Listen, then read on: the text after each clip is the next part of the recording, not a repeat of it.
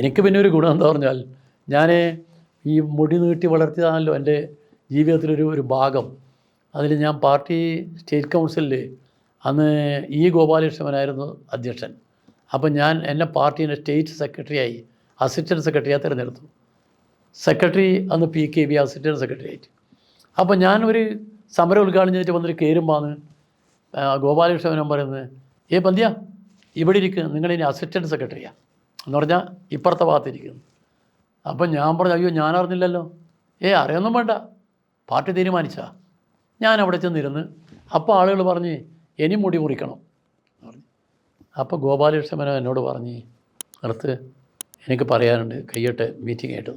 Meeting കഴിഞ്ഞപ്പോൾ എന്നെ വിളിച്ചിരുത്തി പറഞ്ഞ്, രവി ഈ മുടി മുറിക്കരുത്, ഈ മുടി ഒരടയാളമാണ്, നിങ്ങൾ എവിടെ ചെന്നാലും നിങ്ങളെ തിരിച്ചറിയാനുള്ള അടയാളമാണ്. അതുകൊണ്ട് നിങ്ങൾക്ക് എവിടെ ചെന്നാലും തെറ്റായ വഴിയിലെങ്ങും പോകാൻ കഴിയില്ല. നിങ്ങൾ ഒരു കള്ള് ഷാപ്പ് കണ്ട് ഒരു ഗ്ലാസ് കള്ള് കുടിക്കാൻ പോകാമെന്ന് വെച്ചാൽ പറ്റില്ല, നിങ്ങളെ ആളറിയും. നിങ്ങൾ ഏതെങ്കിലും ഒരു വീട്ടിൽ പോകുന്നുണ്ടെങ്കിൽ ആൾ ശ്രദ്ധിക്കുക എവിടെയാണ് പോകുന്നത്. ഇവിടെ നിങ്ങളുടെ ജീവിതത്തിന് ഏറ്റവും വലിയ ഒരു കവചമാണ് ഈ മുടി. ആ മുടി മുറിക്കേണ്ട എന്ന് പറഞ്ഞാൽ ഗോപാലകൃഷ്ണനാണ്. കാരണം മുടി അടിയന്തരാവസ്ഥ, നമ്മളെ പാർട്ടി അടിയന്തരാവസ്ഥയ്ക്ക് അനുകൂലമായിരുന്നു. കേരളത്തിൽ അച്യുതമേനോൻ കേരളത്തിലെ മുഖ്യമന്ത്രിയായിരുന്നു, കരുണാകരൻ ആഭ്യന്തരമന്ത്രിയായിരുന്നു. അടിയന്തരാവസ്ഥ പ്രഖ്യാപിച്ച് നമ്മളെ പാർട്ടി ഉൾപ്പെടെ എല്ലാം ഇതിനെ പിന്താങ്ങി. അടിയന്തരാവസ്ഥേൻ്റെ കുറച്ച് ദിവസം കഴിയുമ്പോൾ തന്നെ ഇടയ്ക്കിടയ്ക്ക് രഹസ്യമായ വാർത്തകൾ വരുന്നുണ്ട്, അതിക്രമം തുടങ്ങി. അന്ന് പോലീസിൻ്റെ അമിതാധികാരമായിരുന്നു പോലീസ്. ആ കാലത്താണ് നമ്മുടെ കേരളത്തിൽ ഏറ്റവും ദുഃഖകരമായൊരു സംഭവം ഉണ്ടായി, രാജൻ സംഭവം. രാജനെ റീജിയണൽ എഞ്ചിനീയറിംഗ് കോളേജിലെ രാജനെ പിടിച്ചുകൊണ്ടുപോയി അവനെ ഉരുട്ടിക്കൊന്ന്. ആ കൊല നടത്തിയത് പോലീസ് ഓഫീസർമാരാണ്, മുൻകൂട്ടി പ്ലാൻ ചെയ്തിട്ടാണ്. അന്ന് കണ്ണൂരിലൊരു പോലീസ് ഓഫീസർ ഉണ്ടായിരുന്നു. ആ ഓഫീസറെ പേരാ പുലിക്കോടൻ നാരായണൻ. പുലിക്കോടൻ എന്ന് പറഞ്ഞാൽ കപ്പട മ്യൂസിയം അജാനുബാഹുവ. ഇദ്ദേഹം വരുന്നുണ്ട് എന്ന് കേട്ടാൽ തന്നെ ആളുകൾ അപ്പം തന്നെ വഴി മാറാൻ തുടങ്ങും.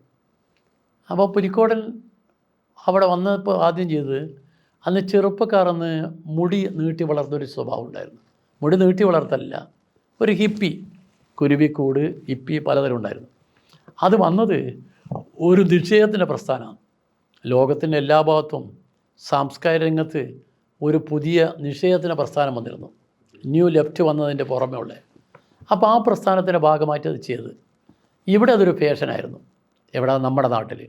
അവിടുത്തെ നിഷേധമൊന്നുമില്ല, ഇവിടെ ഫാഷൻ.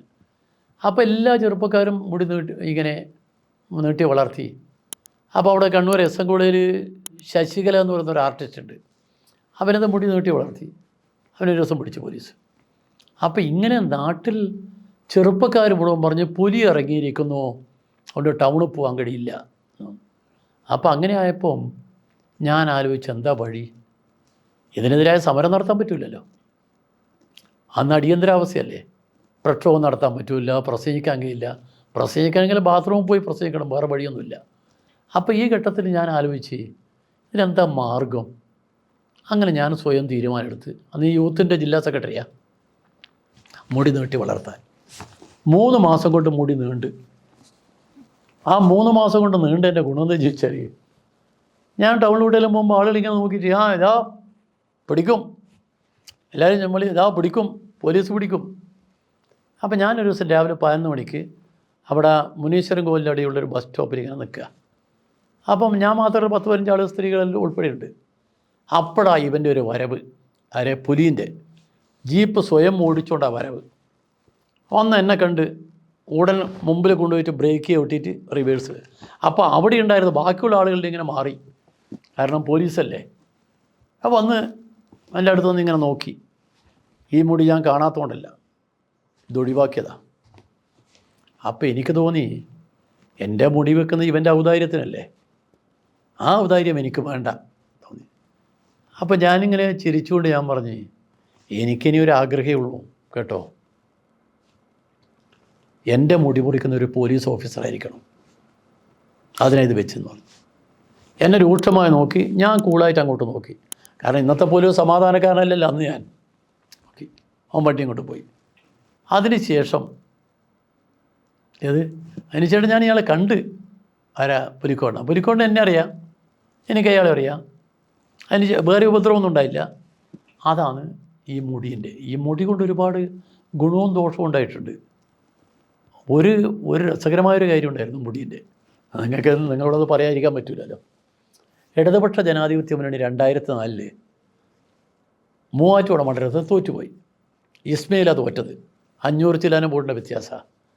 ഇടതുപക്ഷ മുന്നണിൻ്റെ മീറ്റിംഗ് ആയിരുന്നപ്പോൾ നമ്മൾ വലിയ ചർച്ച നടത്തി. എന്തൊരു നാണം കെട്ട തോൽവി. ആ തോൽവിയെക്കുറിച്ച് നമുക്കിങ്ങനെ പൊതുവിൽ നമുക്ക് തോന്നിയത്, ആരാ ജയിച്ചതെന്ന് പറയാം, UDF അല്ല ജയിച്ചത്. അന്ന് PC തോമസ് മറ്റേ BJPൻ്റെ അനുകൂല സ്വതന്ത്രൻ. നമുക്ക് വലിയ വിഷമമായി. അപ്പോൾ അവസാനം VS പറഞ്ഞു, തന്നാൽ ഒരു കാര്യം ചെയ്യും, നിങ്ങളെന്താ പറയുന്നത്, അന്വേഷണം വേണോ, നമുക്ക് അന്വേഷിക്കാമല്ലോ, ഒരു അന്വേഷണ കമ്മീഷൻ ആക്കാം. അന്വേഷണ കമ്മീഷൻ തീരുമാനിച്ചു. അന്വേഷണ കമ്മീഷൻ ചെയർമാൻ ഞാനാണ്. ഇടതുപക്ഷ മുന്നണി തെരഞ്ഞെടുപ്പിനെ പറ്റി ചരിത്രത്തിൽ ആദ്യമായും അവസാനമായും ഉണ്ടാക്കിയ ഒരു അന്വേഷണ കമ്മീഷനാണ്. ഞാനാ ചെയർമാൻ. 2 പേര് അതിൽ മെമ്പർമാരാണ്. ഒന്ന് നമ്മളിപ്പോഴത്തെ മന്ത്രി കൃഷ്ണൻകുട്ടി, ഇത് ജനതാദൾ. മറ്റേത് നമ്മളെ ചന്ദ്രചൂഡൻ RSP. നമ്മൾ 3 പേര്. നമ്മൾ അന്വേഷണത്തിന് 2 ആഴ്ചക്കാലം അവിടെ തന്നെ. അന്വേഷണ റിപ്പോർട്ട് ഇടതുപക്ഷ മുന്നണി ഐകേണ്ടിയൻ അംഗീകരിച്ചു. പക്ഷേ നടപടികൾ ചെയ്യേണ്ട ഓരോ പാർട്ടിയുടെ എന്ത് ചെയ്യുമെന്ന് നമുക്കറിയില്ല. അങ്ങനെ അന്വേഷണ റിപ്പോർട്ട്, ഈ റിപ്പോർട്ട് ഉണ്ടാക്കാൻ വേണ്ടി നമ്മൾ പോയിട്ട് മൂവാറ്റുപുഴയിൽ ക്യാമ്പ് ചെയ്യുക, റെസ്റ്റ് ഹൗസിൽ. നമ്മളൊരു ഹോട്ടലിൽ പോയി 3 പേരും കൂടി വൈകുന്നേരം രാത്രി ചാപ്പാടും കഴിച്ച് ഒരു 7:30 മണിയായിട്ടുണ്ടാവും. അപ്പോഴേക്കും ഒരു നല്ല ചാറ്റ മഴ. നമുക്ക് പോകാൻ വണ്ടിയില്ല, ഒരു ഓട്ടോറിക്ഷ പിടിച്ച്. ഓട്ടോറിക്ഷനകത്ത് നമ്മുടെ ചന്ദ്രചൂഡൻ, ഞാൻ, കൃഷ്ണൻകുട്ടി. ഇതൊന്ന് മഴയായതുകൊണ്ട് 2 കാലിലും പാളിയും താത്തി നമ്മൾ വണ്ടി പോവാം. ഒരു ജീപ്പ് ഹോൺ അടിച്ചുകൊണ്ട് സ്പീഡിൽ വന്ന് നമ്മളെ മുമ്പിൽ ബ്രേക്ക് ചെയ്തു.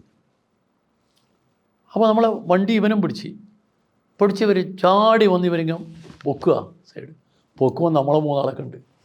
അവരെ ധാരണ പറഞ്ഞൊരു പെണ്ണിനെയും തട്ടിയിട്ട് 2 ആൾ കൂടി പോകാമെന്നാണ്. അതുകൊണ്ട് പോലീസ് വന്നിട്ട്, അപ്പോൾ നമ്മൾ തിരിച്ച് സോറി സാർ, നമുക്കൊരബദ്ധം പറ്റിയാണ്. അപ്പം ഞാൻ പറഞ്ഞ അബദ്ധം എനിക്ക് മനസ്സിലായി, അത് സാരല്ല കേട്ടോ, ഇത് പലർക്കും അബദ്ധം പറ്റും എന്ന് പറഞ്ഞ്. അങ്ങനെ ഒരു ഗുണമുണ്ടായിട്ടുണ്ട് കേട്ടോ.